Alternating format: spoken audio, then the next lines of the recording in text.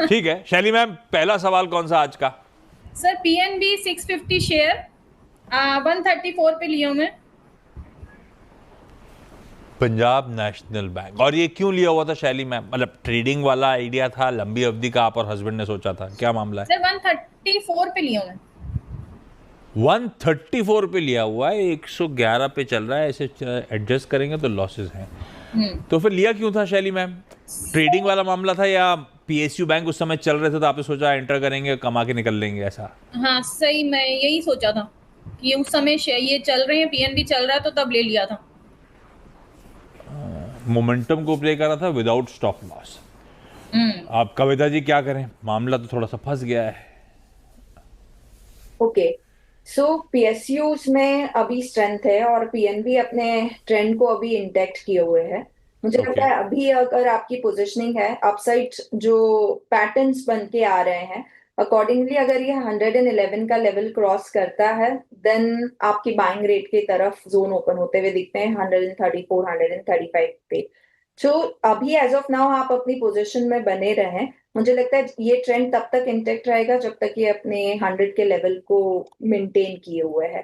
तो 99 का एक स्टॉप लॉस मेंटेन कीजिए अपनी पोजीशन पर और होल्ड कीजिए। 99 के स्टॉप के साथ आयुषी मैम आप होल्ड करो इसको। नहीं शैली मैम आप होल्ड करो, आयुषी मैम को तो जाना है दिल्ली से। आयुषी दोषी भी जुड़ती हुई। Ayushi ma'am hi, good afternoon. Good afternoon आप क्या सर। करते हो मैम दिल्ली में? आप कब से स्टॉक मार्केट से जुड़े हो? मैं अहमदाबाद से हूँ। तो मुझे दिल्ली लिख के क्यों भेजा डायरेक्टर साहब आपने? ओके, डायरेक्टर साहब कह रहे हैं प्रोड्यूसर साहब की गलती है, और प्रोड्यूसर साहब कह रहे हैं गेस्ट टीम की गलती है। जिसकी भी गलती है सॉरी उसके लिए। अहमदाबाद से भाई आयुषी जी स्क्रीन पे हैं। आयुषी मैम सवाल पूछें। मैंने फिलिप्स कार्बन 210 में बाय किया था 300 क्वांटिटी में, तो अभी क्या होल्ड करना चाहिए कि प्रॉफिट बुक करें? आपने जब लिया था तो लंबा सोच के ही रखा था कि ट्रेडिंग वेडिंग थी? नहीं नहीं, लॉन्ग टर्म के लिए लिखा।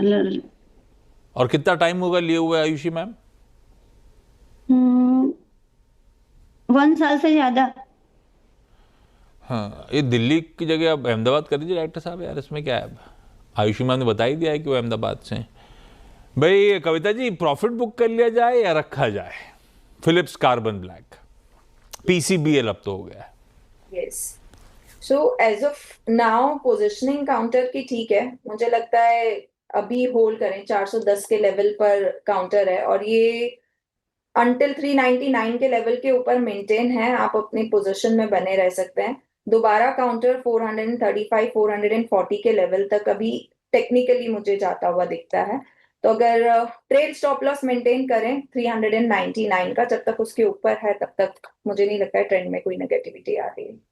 का जब उठाइए वो गलत प्लेट थी मेरे ख्याल से। 210 पे खरीदा ना आयुषी मैम हमने? 210 में 210 पे लिया था, 410 पे यार एक साल में। अपनी प्लेट में गलत आ रहा था। हाँ बढ़िया है। खैर कविता जी का व्यू आ गया। फोन लाइन पे चलेंगे डायरेक्टर साहब?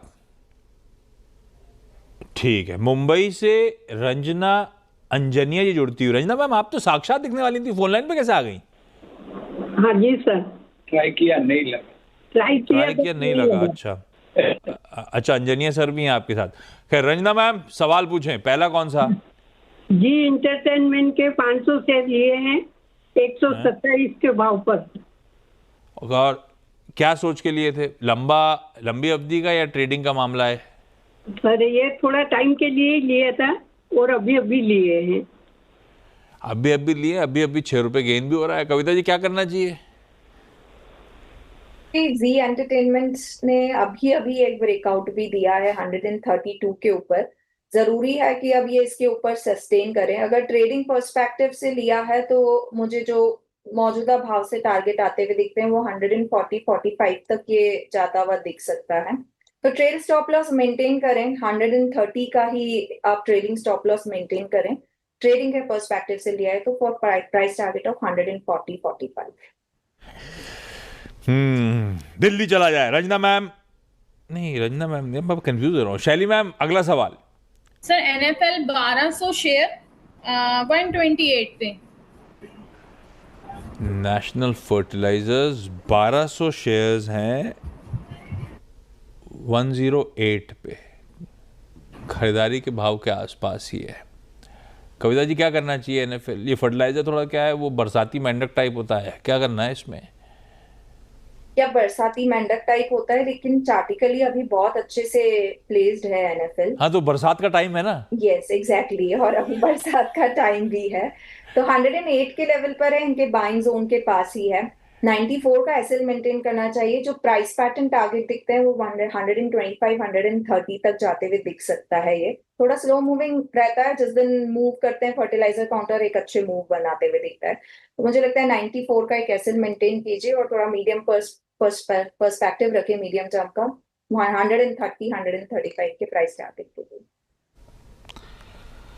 ओके, अहमदाबाद वापस जा रहा हूँ आयुषी मैम के पास। आयुषी जी अगला सवाल। मेरे पास अदानी विल्मर है, 280 में बाय किए थे, 100 क्वांटिटी में।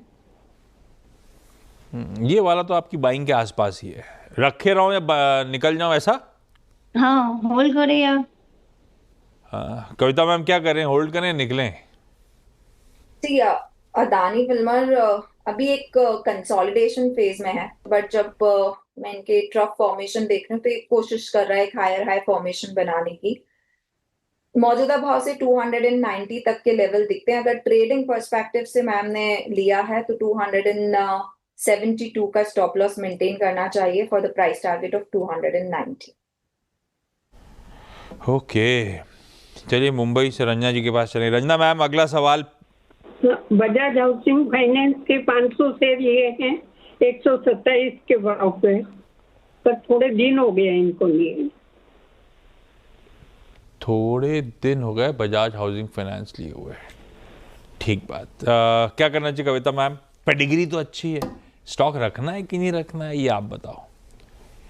यस, फंडामेंटली अच्छा है काउंटर। अगर इनकी प्रॉफिटेबिलिटी ग्रोथ या सेल्स ग्रोथ देखें तो वो अच्छी है, और अभी टेक्निकली ये काउंटर एक अक्यूमुलेशन फेज में है। तो अगर इन्वेस्टमेंट पर्सपेक्टिव से मैम ने रखा है तो बिल्कुल बने रहना चाहिए। As of now multiple resistances रहेंगे 130 से 150 के बीच में, बट मुझे लगता है यहाँ एक अक्यूमुलेशन फेज है, और जब तक ये 99 के लेवल को होल्ड किए हुए, इवन अगर 110 के ऊपर भी ये होल्ड रहता है तो ये एक अच्छे जोन की तरफ बढ़ता हुआ दिख सकता है, और लॉन्गर टर्म पर्सपेक्टिव में काफी अच्छे रिटर्न दे सकता है। मुझे लगता है फंडामेंटली स्ट्रॉन्ग है, होल्ड कीजिए आप with the stop loss of 110 on your position. Okay, शैली मैम अगला सवाल। 1500 शेयर 28 रुपए रेट। किसके? Yes bank. 28 पे है यस बैंक। अब बड़ा इवेंट प्ले आउट हुआ, थोड़े अप मूव्स आए, उसके बाद मामला वापस ठंडा पड़ गया कविता जी। जिसका इंतजार था कि बढ़िया कॉर्पोरेट एक्शन होगा वो तो हो गया। क्या करूं, अब मैं फंसा हुआ हूं, 28 के लेवल से फंसा हूं। मौजूदा इवेंट होने के बाद भी काउंटर में कोई बहुत स्टॉक स्पेसिफिक मूव नहीं आते हुए देखे हैं, और ये चार्टिकली भी जोन में 19 से 24 के लेवल के बीच में स्टक है पोजीशन। जब तक 24 के लेवल नहीं क्रॉस करता है कोई बड़े मूव नहीं आते हुए दिखेंगे। तो मुझे लगता है कि और भी काफी काउंटर्स हैं जहां आप अपनी पोजिशनिंग कर सकते हो, जहां कुछ सर्टेनिटी दिखती हो। यहाँ मुझे अभी अनसर्टेनिटी दिखती है। अगर इसी काउंटर में बने रहना है तो 19 का स्टॉप लॉस मेंटेन करना चाहिए। अदरवाइज पीएसयू में काफी अच्छी स्ट्रेंथ है, वहां आप अपनी पोजिशनिंग कर सकते हैं।